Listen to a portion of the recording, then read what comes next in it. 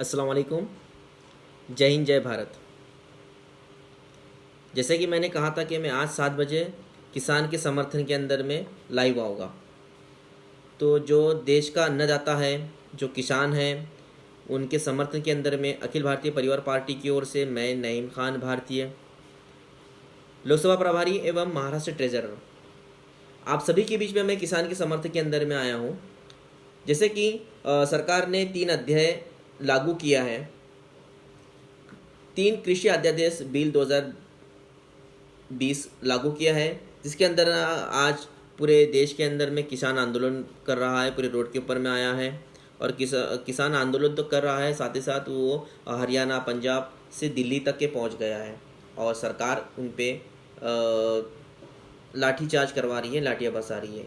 वो अन्नदाता जिसने पूरे देश को, संपूर्ण देश को धान्य अन्न पहुँचाने का काम किया है, इस आपातकाल स्थिति के अंदर में भी वो ठाम रहा अपने खेत के अंदर में फसल उगा के हम तक के खाना पहुँचाए। पिछले 6 महीने के अंदर में जो लॉकडाउन में जो स्थिति थी, ऐसी सिचुएशन के अंदर में अगर उस किसान के ऊपर में, उस अन्नदाता के ऊपर में लाठी चार्ज किया जाता है तो बड़ी सोचने की बात है। और किसान उन बिलों को लेकर आंदोलन कर रहे हैं जो उनका हक है। कहीं ना कहीं वो आवाज़ उठाना चाहते हैं और सरकार उनकी आवाज़ दबा देना चाहती है। और आज उन 3 मुद्दों को लेकर मैं बात करूंगा आपके सामने कि सरकार ने किन 3 अध्यादेश को पारित किया और ऐसे समय में पारित किया। 5 जून 2020 में ऐसे 3 अध्यायों को पारित किया, जिसमें से 2 अध्यादेश को उन्होंने बनाया है, 2 नए अध्यादेश बनाए हैं। और तीसरा जो अध्याय जो देश जो था 1955 जो था, उसके अंदर में थोड़ा इम्प्लीमेंट किया। क्या इस आपदा की घड़ी में क्या इतनी गड़बड़ से उन्हें ये 3 अध्यादेश बनाना था? सवाल करते हैं उस पर। तो पहले जान लेते हैं कि वो 3 अध्यादेश क्या है। जैसे कि हम 3 अध्यादेश की बात करेंगे, जैसे एक पहला अध्यादेश वो है कि आवश्यक वस्तु संशोधन विधेयक 2020, जो कि वो इम्प्लीमेंट किया गया 1955 का। 1955 के अंदर में जो अध्यादेश आया था उसके अंदर में इम्प्लीमेंट किया गया। और इम्प्लीमेंट क्या किया गया? आवश्यक वस्तु संशोधन विधेयक का ये कहा जाता है कि तुम भंडारण नहीं कर सकते हो। 1955 का अध्यादेश को इम्प्लीमेंट करके उसके अंदर में ये लाया गया था, उस नया कानून को तैयार किया गया था, उस नए बिल को तैयार किया गया था कि तुम किसी भी प्रकार का भंडारण नहीं कर सकते हो, स्टोरेज नहीं कर सकते हो। तुम्हें स्टोरेज करने का हक और अधिकार सिर्फ आपदा के टाइम में या युद्ध के टाइम में कर सकते हो। बट इस अध्यादेश के अंदर में इम्प्लीमेंट ये किया गया है, बिल्कुल इन्वर्स, बिल्कुल उल्टा कर दिया गया है। क्या कहा गया है कि आप अध्यादेश के अंदर में युद्ध और आपदा के टाइम में आप स्टोरेज नहीं कर सकते हो, बाकी टाइम आप स्टोरेज कर सकते हो। और उसमें से कुछ महत्वपूर्ण जो घटक है, जो हमारी रोजमर्रा की जिंदगी में लगने वाले जो घटक है, जैसे कि दाल, तेल, चावल, गेहूं, प्याज, ऐसे मेन जो घटक है जो हम रोजमर्रा की जिंदगी में जो हमें आवश्यक है, वो खाने की जरूरत है हमारी, उन चीजों को उसमें से अध्यादेश में से निकाला गया। यानी अब कोई भी व्यापार वर्ग, कोई भी मुट्ठी भर व्यापारी वर्ग, एक विशिष्ट वर्ग उस अन्न धान्य का पुरौठा कर सकता है, उसको स्टोर कर सकता है, उसको भंडारण कर सकता है। किसान से कम भाव में लेने का, उसको संभाल के रखने का, उससे स्टोरेज करने का, फिर उसके बाद में उससे फिर मार्केट में अपने लिए हुए रेट से दोगुने रेट में लाके मार्केट में बेचना, यही इम्प्लीमेंट रहा आवश्यक वस्तु संशोधन विधेयक 2020, जो कि 1955 का इम्प्लीमेंट था। तो आप जहां भंडारण नहीं कर सकते थे अत्यावश्यक वस्तु को, आप यहाँ पे आप भंडारण कर सकते हैं। आप कोई भी आपसे नहीं क्वेश्चन कर सकता है। दूसरा अध्यादेश वो है कृषि उत्पादन व्यापार और वाणिज्य संवर्धन और सुविधा विधेयक। दूसरा अध्यादेश क्या है? कृषि उत्पादन व्यापार और वाणिज्य संवर्धन और सुविधा विधेयक। इस बिल में किसान अपनी उपज को मंडी या मंडी के बाहर भी बेच सकता है, ये उसे छूट मिली है। तो इसकी देने की क्या जरूरत है सरकार को? इससे पहले भी तो यही होता आया। क्या किसान कृषि उत्पन्न व्यापार और वाणिज्य संवर्धन और सुविधा विधेयक का फॉलो पहले ही नहीं करता था। पहले भी तो किसान अपनी एमएसपी वैल्यू के अलावा एपीएमसी में बेचने के अलावा मंडी के बाहर भी जाके बेचता था। आंकड़े ये बता रहे हैं, आंकड़े दर ये बताते हैं कि 6% लोग सिर्फ एमएसपी रेट के ऊपर में एपीएमसी में बेचते, बाकी सारे लोग मंडी के बाहर जाके बेचते थे। तो फिर इस अध्यादेश को लाने का वजह क्या है, क्यों लाया इस अध्यादेश को?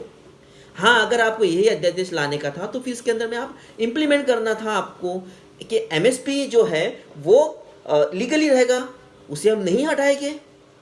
बट आपने इस अध्यादेश को लाके कृषि उत्पादन व्यापार और वाणिज्य को लाके आपने तो सीधा कारपोरेट एग्रीकल्चर की ओर जाने की तरफ रास्ता दिखाया है। प्राइवेट सेक्टर को इसके अंदर में हस्तक्षेप करने का रास्ता दिखाया है आपने। जैसे कि आपने कहा है कि एपीएमसी के अलावा यानी बाजार समिति, एपीएमसी एक्ट क्यों आया था? एपीएमसी एक्ट इसलिए आया था कि बड़े बड़े साहूकार और लाला लोग जो है उस दौर के किसानों को ब्याज देते थे, ब्याज से पैसे देते थे और वो अपनी फसल के एंड जब फसल आती थी उस टाइम में उसका हर्जाना वसूल करने के लिए डायरेक्ट उस किसान की फसलों को वहां से डायरेक्ट अपने घर लेके चले जाते थे और किसानों का उत्पादन होता था। और साहूकार का पैसा पे नहीं करने की वजह से किसान वहां पे लेबर वर्क करा जाता था और वो इतनी मेहनत करने के बावजूद भी उसे उसकी फसल का हर्जाना नहीं मिलता था। इस अकॉर्डिंग आज़ादी के बाद में एपीएमसी एक्ट आया, यानी किसान अपना माल बाजार समिति में ही बेचेगा और उन्हें ही बेचेगा जिसके पास उसका लाइसेंस हो। ये एपीएमसी एक्ट आया था। बट यहाँ पे सरकार ने ये कहा है कि कृषि उत्पादन व्यापार और वाणिज्य के अंदर में कि आप एपीएमसी के अलावा भी बाहर जाके अपना उत्पादन, अपना उपज बेच सकते हो। यानी कि आप सीधा कारपोरेट एग्रीकल्चर को बढ़ावा दे रहे हैं। या तो फिर ये कहिए कि आप पीडीएस सिस्टम को बंद करना चाहते हैं या सरकारी सेक्टर को प्राइवेटाइजेशन करना चाहते हो, ये मान सकते हैं।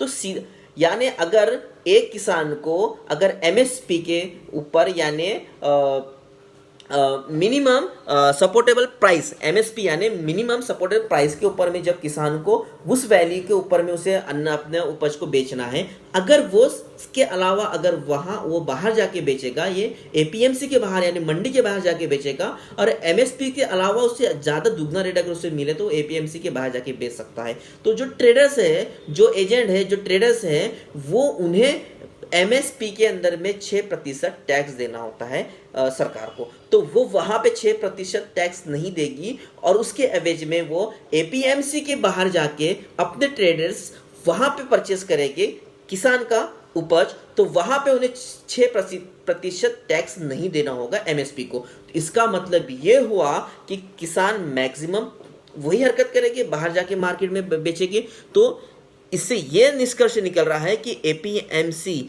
यानी कहीं ना कहीं कालबाह्य हो जाएगी, खत्म हो जाएगी। यानी कि सरकार डायरेक्टली एमएसपी का बर्डन अपने आप पे से खत्म करने का प्रावधान तैयार कर रहा है, पैरेलल एक कारपोरेट एग्रीकल्चर को खड़ा कर रहा है, ये माना जाता है। और पूरे भारत में किसान एमएसपी को ही लेके मुद्दा उठा के बात कर रहे हैं कि भाई आप एमएसपी को क्यों लागू एमएसपी को क्यों खत्म करना चाह रहे हैं। और जबकि नरेंद्र मोदी जी देश के प्रधानमंत्री जी कह रहे हैं कि हम एमएसपी को हम खत्म नहीं कर रहे हैं, तो फिर मैं ये चाहता हूं कि जिस तरीके से आपने 3 अमेंडमेंट अध्यादेश लागू किए थे उसी तरीके से चौथा भी लागू कर दीजिए ना। क्या दिक्कत आ रही है आपको? एमएसपी को लीगली कर लीजिएगा, एमएसपी को आप लीगली कर दीजिएगा। बट नहीं, सरकार वो नहीं करेगी क्योंकि सरकार की नीति ठीक नहीं लग रही है। इसीलिए किसान आंदोलन कर रहा है, रोड पर आकर आंदोलन करने की वजह यही है कि एमएसपी को खतरा है, एमएसपी खत्म हो जाएगी। क्योंकि एमएसपी के पैरेलल में इन्होंने कारपोरेट एग्रीकल्चर यानी कॉन्ट्रैक्टिंग फार्मिंग पहले भी चलती थी, यूरोप में चल रहा है, अमेरिका में चल रहा है, भारत में भी चल रहा है। पर कॉन्ट्रैक्टिंग फार्मिंग के अंदर में कुछ परिवर्तन करना चाहिए था, पर परिवर्तन नहीं हो पा रहा है उसके अंदर में, क्योंकि शांता कुमार समिति जो है 2014 के अंदर में आई थी, जिसमें 6 सदस्य कमेटी बनी थी, उसके अंदर में परिवर्तन करना चाहिए था अगर आपको करना चाहते हो, पर आपने नहीं किया क्योंकि आप एमएसपी का बर्डन खत्म करना चाहते हैं। और महाराष्ट्र के दिग्गज लीडर जो नितिन गडकरी जी हैं, जो नागपुर से खासदार हैं, उन्होंने 2012 और 2014 में जब बीजेपी के वो अध्यक्ष थे, उस टाइम में कहा था कि एमएसपी जो है ये एक देश के ऊपर में आर्थिक रूप से एक बर्डन है, उसे खत्म होना चाहिए। ये नितिन गडकरी जी ने कहा था। क्या कहा था नितिन गडकरी जी ने? MSP is a extra burden of economics. MSP क्या है? एक्स्ट्रा बर्डन है इकोनॉमिक्स के लिए। तो जब इन्होंने ये कहा था, एक बीजेपी का एक दिग्गज लीडर ये कह रहा है कि MSP is a extra burden of economics, तो गडकरी जी जब ये कह रहे हैं तो इसका मतलब यही समझ में आ रहा है कि बीजेपी कहीं कहते कि भी अपने आप का बर्डन जो है एमएसपी को खत्म करना ही चाहती थी, डायरेक्टली या इनडायरेक्टली। भले ही आज वो कह रही है, आश्वासन दे रही है कि हम एमएसपी को खत्म नहीं करना चाह रहे हैं, तो फिर आप पैरेलली एक कॉन्ट्रैक्ट बेसिस खड़ा कर रहे हो, एक प्राइवेट सेक्टर खड़ा कर रहे हो, कारपोरेट एग्रीकल्चर खड़ा कर रहे हो, तो इससे यही समझ में आता है। इसी चीज को लेके, इसी बात को लेके आज देश का किसान आंदोलन कर रहा है रोड के ऊपर में। हम तीसरे अध्याय की बात करते हैं, जो मूल्य आश्वासन पर किसान बंदोबस्ती और सुरक्षता, जिसे हम कॉन्ट्रैक्टिंग फार्मिंग भी कहते हैं। उत्पादन से पहले व्यापार और किसान के बीच में कॉन्ट्रैक्ट तय होगा, और कॉन्ट्रैक्ट ये होगा कि व्यापारी अपने किसान की जो किसान की जो फसलें है, जो उत्पादन है, उसका पहले ही उसका उत्पादन की कीमत ठहरा देगा। इसका मतलब ये है कि किसान एक प्रकार का लेबर कहलाया जाएगा, क्योंकि किसान के खुद की फसल के ऊपर में खूब वो मालिक नहीं रह पाएगा। इससे अगर ऐसा है तो फिर किसान कॉन्ट्रैक्टिंग फार्मिंग के अंदर में किसान को 15 से 20% उसके अंदर में उसका शेयर से उसका हिस्सा रहे। अगर उसके अंदर साझेदारी नहीं रहेगी, अगर उसमें उसका शेयर्स नहीं रहेगा, तो इनडायरेक्टली किसान एक लेबर हो जाएगा और पूर्ण हस्तक्षेप कारपोरेट एग्रीकल्चर कर लेगा उसके अंदर में। जैसे कि अकाली दल की जो बीजेपी के संयोजक जो अभी कैबिनेट के अंदर में जिसने अभी राजीनामा इस्तीफा दिया, जो हरसिमरत कौर बादल ने, तो वो भी इस बिल के खिलाफ थे। खुद इनके संयोजक इनके साथ में खड़े रहने, इनकी जो पार्टी के साथ में जो थे अकाली दल की लीडर, वो कैबिनेट मिनिस्टर खुद राजीनामा दिया है, उन्होंने इस्तीफा दिया हरसिमरत कौर बादल ने। तो इसका मतलब ये कि कितना घातक ये अध्यादेश बिल है, इसे समझने की ज़रूरत है। और कॉन्ट्रैक्टिंग फार्मिंग के अंदर में अगर ये कॉन्ट्रैक्टिंग फार्मिंग करना चाहते हैं तो किसान को 15 से 20% फसल के हिस्सा देना चाहिए, नहीं तो फिर किसान लेबर वर्क कहलाया जाएगा, किसान लेबर रह जाएगा, लेबर बन के रह जाएगा। अगर यही करना है किसान, अगर नहीं, अगर सरकार अगर किसान के बात करती है, किसान के फायदे की बात करती है, तो फिर किसान को के हित के लिए एक चौथा अध्याय भी सरकार को लागू करना चाहिए, जैसे कि एमएसपी को लीगलाइज करना चाहिए। जैसे कि किसान को सबसे बड़ा धोखा ये है कि किसान सबसे बड़ा डर के खौफ में ज़िंदगी ये जी रहा है कि एमएसपी ख़त्म हो जाएगा। अगर ये एमएसपी ख़त्म हो जाएगा, अगर आपको लगता है कि आप एमएसपी ख़त्म नहीं कर रही, सरकार दावा कर रही है, वादे कर रही है, सरकार ने कहीं वादे किए, कहीं दावे किए, कहाँ तक के खरी उतरी। अगर आपको अगर करना है तो भी चौथा अध्यादेश बिल पारित करना चाहिए, जिसके अंदर में ये होना चाहिए कि एमएसपी को लीगलाइज करनी चाहिए।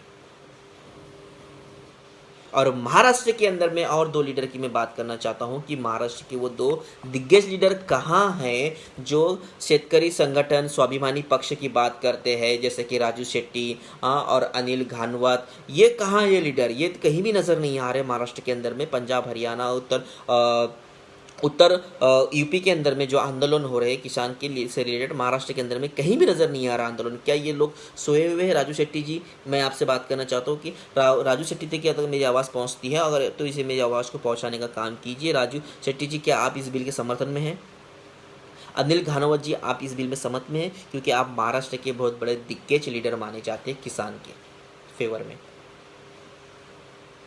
तो इस तरीके से ये 3 कानून लाया है, दो अध्यादेश को उन्होंने लाया है, तीसरे अंदर में इम्प्लीमेंट किया है, और तीसरा भी जो जिसमें इम्प्लीमेंट किया है, इसका मतलब ये है कि एक तरीके से उन व्यापार वर्ग को स्टोरेज की जगह दी जाए और वो अवाढव्य स्टोरेज कर सके और फिर मार्केट के अंदर में जितनी चाहे वो रेट में वो चीज़ों को मार्केट के अंदर में उपज तो या चाहे गेहूँ हो या जो भी हो, बाजरी हो, जवारी हो, गेहूँ, चावल, आटा, वो अपनी रेट के हिसाब से मार्केट में लाके बेच सकते हैं, क्योंकि उनका स्टोरेज का जो कंसेप्ट है वो बढ़ा दिया गया है। यहाँ से अब वो स्टोरेज कर सकते हैं, जितना चाहे वो स्टोरेज कर सकते हैं।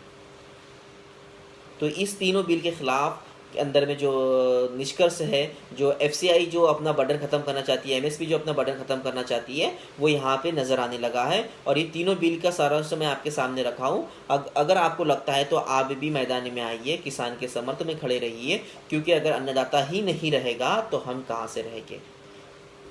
जय जवान, जय किसान, जय हिंद, जय भारत।